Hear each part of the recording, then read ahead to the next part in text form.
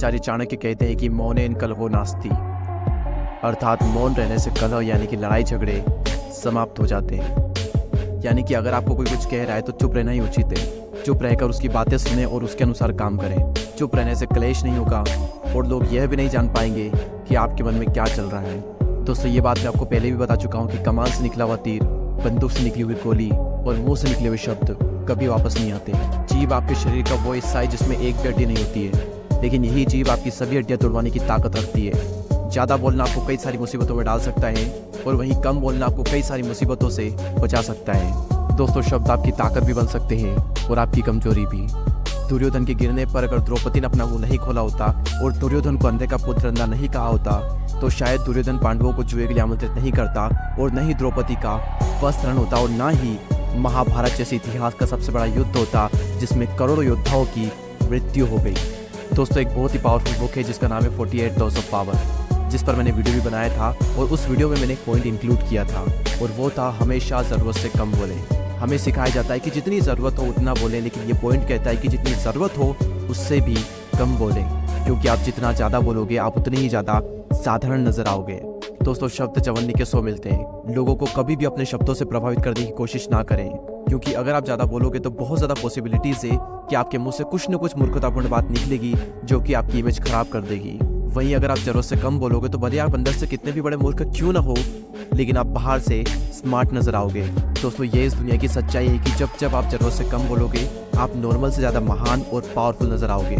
सो आज के इस वीडियो का हमारा यही टॉपिक है कि कैसे चुप रहना आपको ज़्यादा पावरफुल और एक वैल्यूबल इंसान बनाएगा और किस सिचुएशन में आपको चुप रहना चाहिए जिससे कि आपकी जो रेस्पेक्ट है वो लोगों की नज़रों में बढ़ जाए। साइलेंट रहने का पहला फायदा, silent will make you appear more powerful, यानी कि साइलेंट रहना आपको बहुत ज़्यादा पावरफुल दिखा सकता है। दोस्तों, एक बहुत ही फेमस कोट है that a fool man is known by his speech and wise man by his words. एक समझदार इंसान तभी बोलता है जब उसे बोलने की ज़रूरत हो, वहीं एक मूर्ख इंसान हमेशा बोलता रहता है और फिर सभी लोग उसे बेवकूफ़ समझते हैं। आपने कई बार ये चीज़ नोटिस की होगी कि जब हम किसी से बहस करते हैं तो बहस करने के बाद में हम सोचते हैं कि यार मुझे उस वक्त ये चीज़ बोलनी चाहिए थी, मैंने ये चीज़ क्यों नहीं बोली। अगर मैं उस वक्त ये चीज़ कहता तो मैं तो सही साबित हो सकता था। उस वक्त ये चीज़ मेरे माइंड में क्यों नहीं आई, क्योंकि उस वक्त आपका पूरा फोकस बोलने पर था। उस वक्त आपने अपने माइंड को टाइम ही नहीं दिया कि उस वक्त आपको क्या बोलना चाहिए था। बहस करने के आवेश में और अपनी बात को मनवाने में हम कुछ भी कह देते हैं और फिर सभी लोग हमारे बारे में यही सोचते हैं कि तो कुछ भी बोलता रहता है। वहीं जब आप साइलेंट रहते हो तो आप सोचते हो कि आपको क्या बोलना है और आप उतना ही बोलोगे जितना कि ज़रूरी है और जो कि सही है। और साइलेंट होने के बाद में जब आप बोलोगे तो आपके शब्दों में वजन रहेगा और सभी लोग आपकी बातों को बहुत ही ध्यान से सुनेंगे। ये क्वालिटी आपने बहुत सी ग्रेट पर्सनैलिटी में ऑब्जर्व की होगी कि बातचीत करते वक्त वो ज़्यादातर टाइम चुप रहते हैं और जब बोलते हैं तब बहुत ही कम बोलते हैं और बहुत ही सही बोलते हैं। नेक्स्ट पॉइंट है no one can fool you और मैनिपुलेट यू, यानी कि कोई भी आपको आसानी से बेवकूफ़ नहीं बना पाएगा अगर आप साइलेंट रहना सीख गए तो। दोस्तों, जब भी आप किससे बातचीत करते हो और अगर उस वक्त आप साइलेंट रहते हो तो आप सामने वाले की हर एक बात को अच्छे से सुनते हो, उसकी बॉडी लैंग्वेज को नोटिस करते हो, उसकी हर बात के हर पहलू को आप अच्छे से ऑब्जर्व करते हो और फिर आप ये समझ पाते हो कि सामने वाले का इंटेंशन क्या है, क्या ये सच बोल रहा है या फिर झूठ बोल रहा है और क्या ये चाहता है आपसे। क्या ये मुझे बहलाने की कोशिश कर रहा है, क्या ये मुझे मैनिपुलेट तो नहीं कर रहा है, या फिर ये इंसान सच में मेरा फ़ायदा चाहता है। आप सारी बातें बहुत ही अच्छे समझ पाओगे अगर आप साइलेंट रहकर सामने वाले की बातों को सुनते हो तो। दोस्तों, नेक्स्ट पॉइंट है साइलेंस गेट पीपल्स अटेंशन।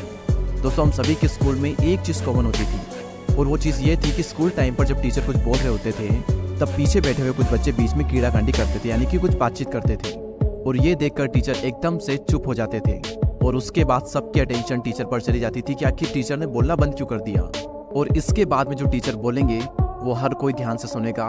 इसे कहते हैं साइलेंस का डर, जो कि लोगों को सुनने पर मजबूर कर देता है। और इसी तरीके से जब आप बातचीत करने की बजाय चुप हो जाते हो तो लोग सोचने लगते हैं कि ये क्या सोच रहा है, ये क्या बोलने वाला है, ये चुप क्यों हो गया। लोग कन्फ्यूज हो जाते हैं और आपकी बातों को ध्यान से सुनने लगते हैं। इसलिए जब भी आपको कुछ इंपॉर्टेंट बात करनी हो तो पहले आप चुप हो जाएं, उसके बाद में आप कुछ बोलें। अगली सिचुएशन जिसके बारे में आपको हमेशा चुप रहना चाहिए वो है आपके प्लान्स, आपके गोल्स।